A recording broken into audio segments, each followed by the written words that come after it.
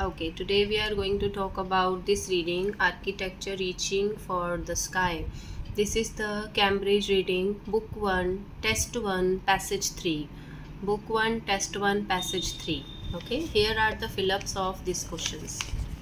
First of all, we need to read the instructions carefully. Complete the table below using information from reading passage 3. Write no more than 3 words for each answer. Write your answer in boxes 29 to 35 on your answer sheet. Okay.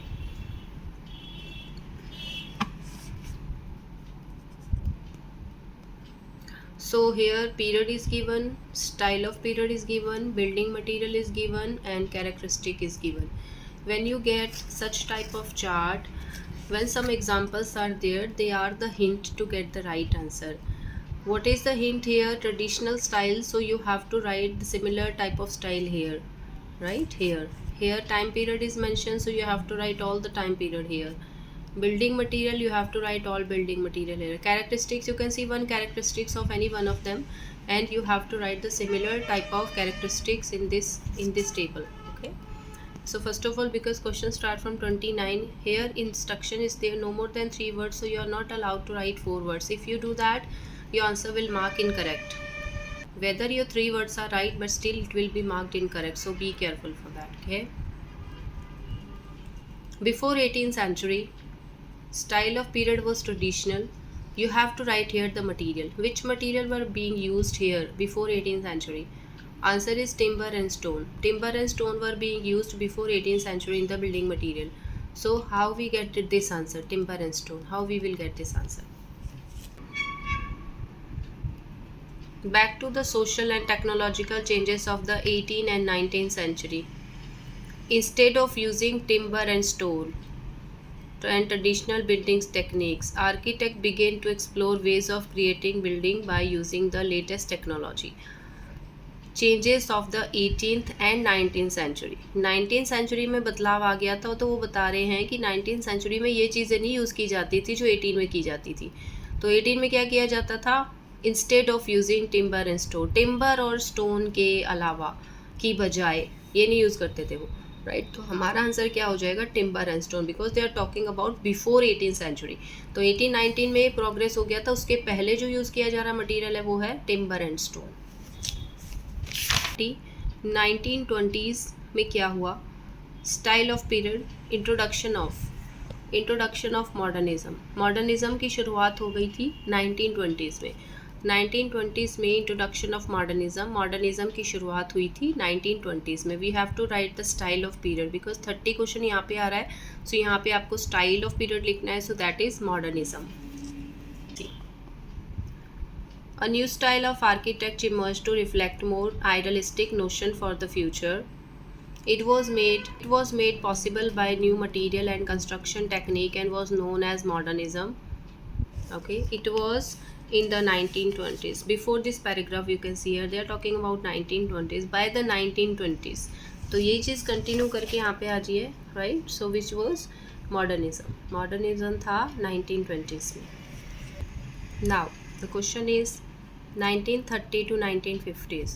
1930 to 1950s क्या हुआ था? Now again the style of period it is international style. 31 पे आपने लिखना है international style. Again you have to write the style. 31 का question style पे आ रहा है. पीरियड देख लो, 1930 से 50s के बीच में कौन सा स्टाइल आ गया था? इंटरनेशनल स्टाइल था. और हम 1920s की बात कर चुके थे, तो यहाँ पे देखो 1930s स्टार्ट हो रहा है. By the 1930s many buildings emerging from this movement were designed in the international style. अब जो था वो इंटरनेशनल स्टाइल आ गया था, right. So your answer is international style. 32 question is here. Now we have to write the characteristics. किसकी लिखनी है कैरेक्टरिस्टिक्स? पहले इस टेबल में देख लो. 1960s में मॉडर्निज्म का डिक्लाइन हो गया. प्री फैब्रिकेटेड सेक्शन था, यहाँ पे बिल्डिंग में यूज़ किया जा रहा है. अब उसकी कैरेक्टरिस्टिक क्या है, उसकी विशेषता क्या थी? बैडली डिज़ाइन बिल्डिंग्स थी, या बैडली डिज़ाइन बिल्डिंग लिख सकते हो, मल्टी स्टोरी हाउसिंग लिख सकते हो, मास प्रोड्यूस लिख सकते हो, ठीक है. ये वाली चीज़ें कोई भी इनमें से एक वर्ड यूज़ कर सकते हो. कैरेक्टरिस्टिक्स बतानी है आपने. 1960s की कैरेक्टरिस्टिक्स बतानी है. 32 पे हमारा क्वेश्चन है. यहाँ से बात कर रहे हो by the 1950s. By the 1950s, the international style had developed into a universal approach to building, which standardized the appearance of new buildings in cities across the world. पूरी दुनिया में नई नई बिल्डिंग्स बनने लगी थी. Unfortunately, this modernist interest in geometric simplicity and functions became exploited for profit. ठीक है, मतलब कि जो geometric simplicity थी, ठीक है, उसको एक्सप्लॉइट कर गया, प्रॉफिट के लिए एक्सप्लॉइट कर दिया गया. The rediscovery of quick and easy to handle reinforced concrete and an improve ability to prefabricated building sections meant that builders could meet the budget of commissioning authority and handle a renewed demand of development quickly and cheaply. जो जल्दी जल्दी बन सके, सस्ते में बन सके, ऐसी चीज़ें आ गई थी. But this led to many badly designs. की वजह से क्या हुआ, जो बिल्डिंग्स थी वो क्या हो गई थी, बैडली डिज़ाइंड हो गई थी. Right, badly designed buildings which discredited the original aims of modernism. जो मॉडर्निज्म का रूप नहीं था, ठीक है, बैडली डिज़ाइन थी, पुअर स्टाइल्स बन गई थी. Influenced by Le Corbusier's idea on town planning, every large British city built multi-story housing estates in the 1960s. mass produced low cost high rises, right, mass produced, ये भी आप लिख सकते हैं 1960s में. ये सारा 1960s में आता है. का यहाँ पे दोबारा से ये कैरेक्टरिस्टिक्स ही लिखनी है आपने. 1970s में क्या हुआ, end of modernism era, modernism ख़त्म हो गया, ट्रेडिशनल मटेरियल यूज़ किया जा रहा है. प्रिजर्वेशन ऑफ हिस्टोरिकल बिल्डिंग्स, अभी हिस्टोरिकल बिल्डिंग को प्रिजर्व किया जा रहा है. ठीक है, प्रिजर्वेशन ऑफ हिस्टोरिकल बिल्डिंग्स. यहाँ देखिए 1970s की बात हो रही है. ठीक है, 33 की हम बात करें क्वेश्चंस की. By the 1970s, a new respect for the place of buildings within the existing town space arose.